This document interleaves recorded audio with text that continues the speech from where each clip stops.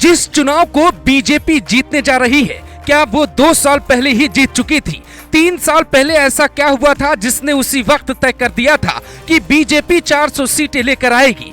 PM Modi और शाह की जोड़ी एक फिल्मी जोड़ी की तरह है। फर्क इतना है कि इस जोड़ी के कारनामे हम पर्दे पर नहीं, हकीकत में देख रहे हैं। आमतौर पर ऐसा दोस्त मिलना भी मुश्किल होता है। फिर राजनीति के शिखर पर बैठकर शाह कैसे पीएम मोदी के रास्ते का कांटा पहले ही हटा देते हैं? बीजेपी एक ऐसे इतिहास की तरफ बढ़ रही है जिसका जवाब शायद किसी राजनीतिक पार्टी या नेता के पास न हो।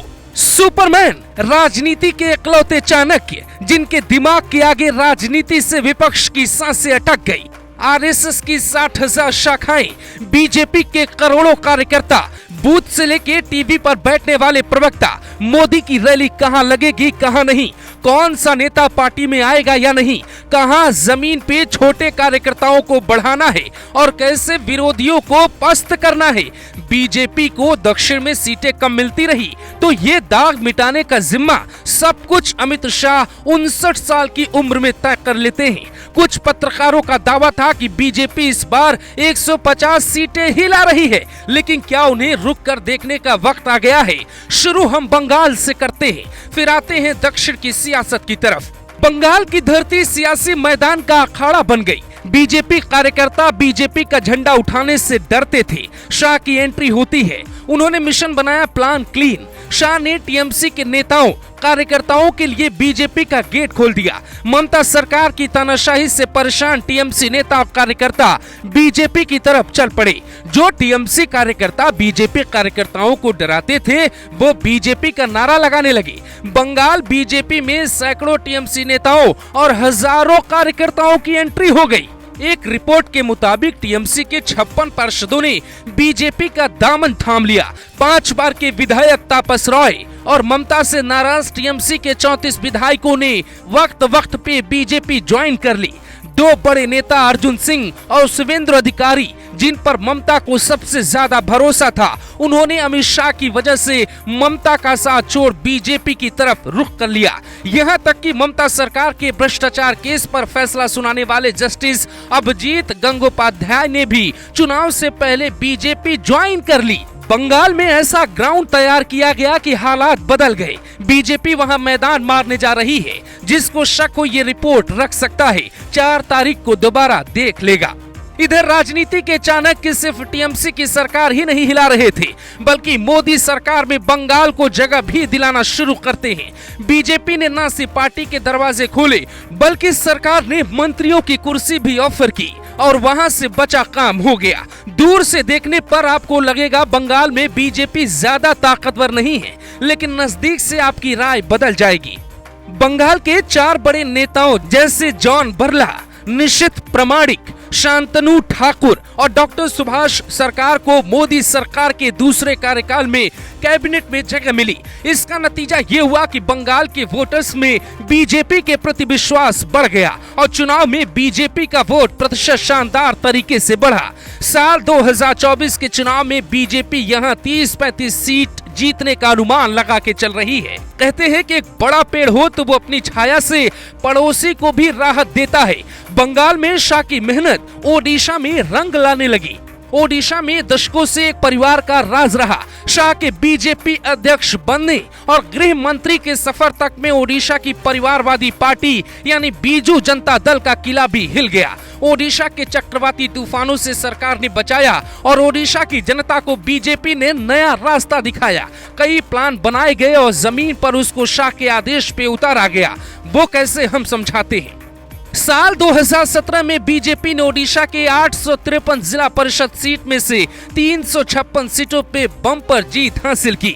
सत्ताधारी पार्टी बीजू जनता दल, जिसने 2012 में 651 सीटें जीती थी, वो भी 441 पर ही सिमट गई। साल 2017 में ही बीजेपी ने राष्ट्रीय कार्यकारिणी की बैठक भुवनेश्वर में बुलाई। यहां से रास्ता खुल गया। बीजेपी कार्यकर्ता जो नवीन पटनायक के कार्यकाल के आगे निराश हो चुके थे, उनमें दोबारा जान भर गई। ओडिशा में बीजेपी 16 से ज्यादा सीट जीतकर नया रिकॉर्ड स्थापित करने जा रही है। ये क्रेडिट भी बीजेपी के चाणक्य को ही जाता है।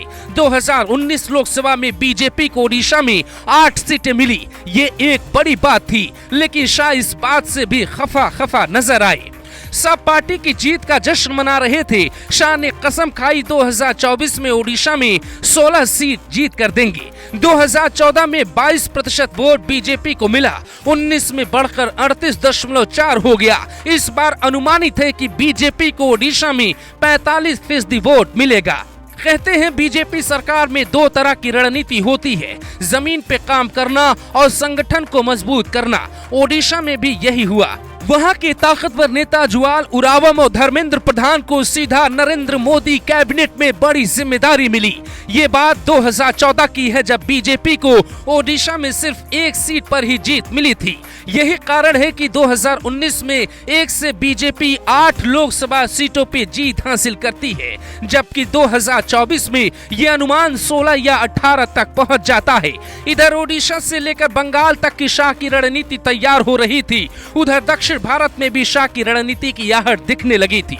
वहां कुछ ऐसा हुआ जिसकी जानकारी शायद आपको ना हो। मिशन तेलंगाना, जब डर गए विरोधी। 2018 के विधानसभा चुनाव में बीजेपी को सिर्फ 1 सीट ही मिली। इस बात से अमित शाह को बड़ी निराशा हुई। उसी वक्त प्लान बना मिशन तेलंगाना। 2023 आते आते बीजेपी 1 से सीधे 8 सीटों पे पहुंच गई। 2014 के लोकसभा में सिर्फ 1 सीट जीतने को मिली, तो 2019 में बीजेपी ने आंकड़ा बढ़ाकर 4 सीटों पे पहुंचा दिया। तेलंगाना में पिछले कुछ महीने कुछ सालों में कई बड़े नेताओं ने बीजेपी का दामन थामा। ओडिशा के बीजेडी की तरह केसीआर की जो पार्टी जड़ें जमाई बैठी थी, वो शाह के राजनीतिक चाणक्य दिमाग के आगे फेल हो गई। हाथ से सत्ता भी गई और भ्रष्टाचार के केस में केसीआर की बेटी जेल भी पहुंच गई। इससे तेलंगाना की जनता ने एक राजनीति के नए विकल्प के तौर पे देखा। बीजेपी को तमिलनाडु, केरल और आंध्र प्रदेश की 84 सीटों में से एक भी सीट साल 2019 में नहीं मिली थी, वरना राजनीतिक पंडित कहते हैं कि बीजेपी 400 का आंकड़ा उसी वक्त पार कर लेती। कहते हैं कि बड़ा खिलाड़ी निराश नहीं होता, वो मेहनत करता है और हालात बदल देता है। अब दक्षिण के ये आंकड़े बदलने वाले हैं, क्योंकि इस बार प्लान चेंज हो गया, हालात बदल गए और वहाँ की जनता का मिजाज भी बदल गया। शाह का मिशन आंध्र प्रदेश, विपक्ष में क्यों मचा है हड़कंप? साल 2024 का चुनाव बीजेपी ने घुमा दिया। आंध्र प्रदेश के बड़े नेता जगन मोहन रेड्डी की पार्टी वाईएसआरसीपी को सियासी रण में हराने के लिए बीजेपी ने रेड्डी के धुर विरोधी चंद्रबाबू नायडू की पार्टी यानी टीडीपी के साथ गठबंधन कर लिया। पवन कल्याण जैसे साउथ के बड़े अभिनेता और कई हीरोइन जिनकी जनता में पकड़ है, उससे लगातार बड़े नेता मुलाकात करने लगे। आंध्र के बाद सबसे मुश्किल लड़ाई थी तमिलनाडु में। बीजेपी का कमल वहां खिलना बहुत मुश्किल है।